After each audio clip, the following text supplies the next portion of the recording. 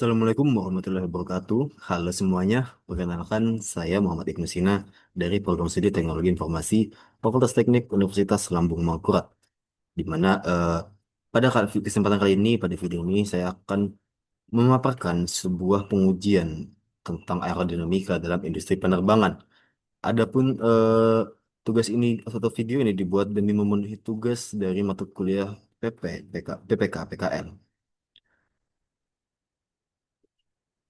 Oke, karena kita bahas apa sih itu industri penerbangan itu sendiri adalah salah satu sektor non IT yang menerapkan metodologi pengujian yang cukup ketat di dunia, di mana kita akan tahu bagaimana sih interaksi fisik yang divalidasi menggunakan sebuah teknologi sensor ataupun simulasi komputer untuk menjamin efisiensi serta keselamatan dalam penerbangan.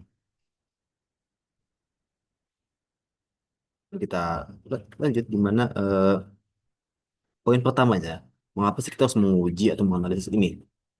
Di mana di dalam industri ini sendiri ada namanya hambatan udara atau drag, di mana ini adalah variabel dengan biaya terbesarnya, di mana data menunjukkan bahwa biaya bahan bakar mencakup hingga 35% operasional maskapai. Melalui jurnal mengenai hybrid laminar flow control, riset ini membuktikan bahwa dengan memanipulasi lapisan batas udara di permukaan sayap, kita bisa mengurangi skin friction drag, di mana pengurangan kecil pada nilai koefisien hambatan ini berdampak besar pada penghematan energi secara global. Lalu gimana sih kita untuk memahami pengujiannya? Kita harus melihat parameter teknisnya di mana kita menguji profil sayap. Misalnya seperti NACA 4415 untuk mencari rasio terbaik antara gaya angkat atau lift dan gaya hambat atau drag, di mana parameter sendiri dikenal dengan istilah angle of attack atau sudut serang. Pengujian ini sangat krusial untuk mengidentifikasi titik stall, yaitu kondisi di mana aliran udara itu terlepas dari sayap secara mendadak yang tepat, di mana ini juga akan menyebabkan suatu kehilangan daya angkat nantinya.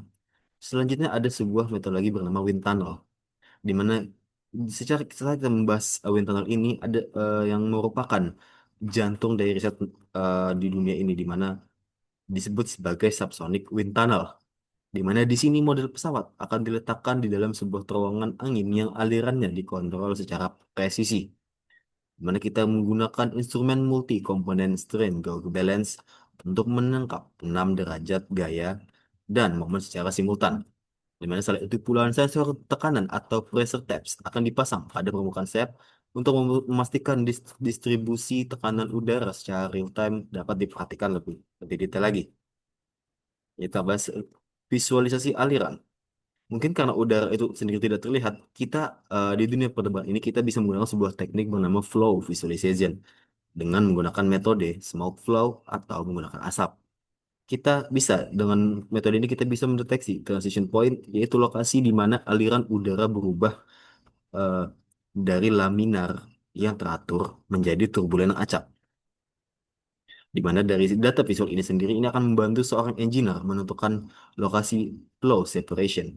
Jika udara mulai menjauh dari sayap, itu tandanya descent, itu harus dioptimalkan kembali agar aliran tetap menempel atau attach pada permukaan sayap itu sendiri. Selanjutnya kita akan membahas tentang permukaan sayap.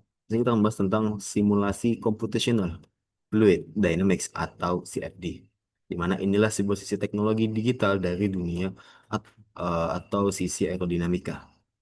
Dengan CFD ini atau computational fluid dynamics ini, jadi pesawat sebelum masuk ke dalam terowongan angin atau wind tunnel tadi, kita akan melakukan sebuah simulasi superkomputer dengan membagi ruang udara menjadi jutaan sel digital yang disebut meshing atau jaring-jaring.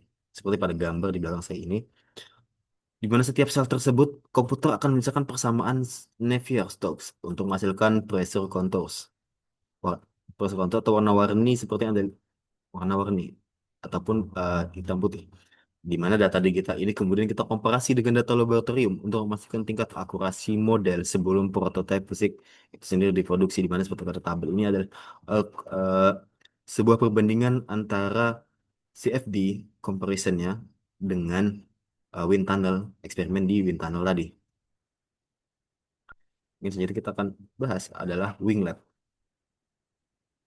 Nah, di mana winglet ini sendiri adalah fenomena yang kita uji bisa disebut sebagai wingtip vortex, yaitu di mana sebuah pusaran angin di ujung sayap yang menciptakan sebuah hambatan tambahan, di mana berdasarkan pengujian dari jurnal The Future of Flying, penambahan geometri winglet terbukti mampu memecah pusaran tersebut, di mana hasilnya adalah pengurangan induced drag hingga 6%. Inilah buktinya bagaimana saat laboratorium skala kecil saja bisa merubah efisiensi terbang untuk seluruh dunia. Jika kita pada gambar ini, eh, hasil dari angin ini akan menciptakan sebuah vortex reduction. Oke. Selanjutnya, bagaimana sih eh, hubungan antara pengujian ini sendiri dengan profesi yang digunakan? Di mana bisa kita lihat sendiri, ini menjawab poin tentang mengenai riset ini, di mana penguji ini alasan kerja bagi para seorang spesialis atau engineer. Jadi misalnya aerodinamisis dan design engineer. Mereka menggunakan data koefisien itu untuk interaksi dari geometrik pesawat guna mencapai target efisiensi bahan bakar. Lalu ada instrumen flight test engineer, di mana mereka bertanggung jawab atas akurasi sensor dan validasi data laboratorium melalui uji terbang nyata atau flight envelope expansion. Selanjutnya ada maintenance atau certification engineer. Mereka juga memastikan bahwa desain seperti winglet itu memenuhi standar kelayudaraan atau airworthiness, di mana berdasarkan data pengujian struktural dan aerodinamis yang tersertifikasi.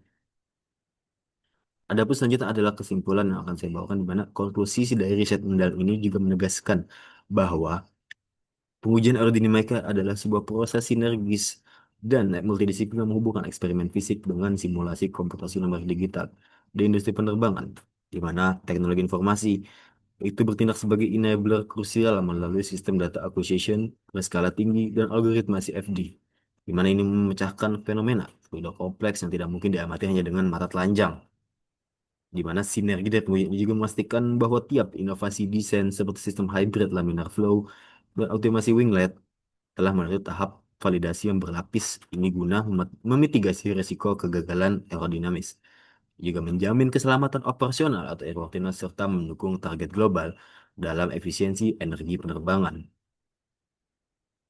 Ada punya referensi yang saya gunakan. Mungkin itu saja sekian dari saya. Saya ucapkan terima kasih. Saya mohon maaf apabila ada salah dalam perbuatan atau kata. Wassalamualaikum warahmatullahi wabarakatuh.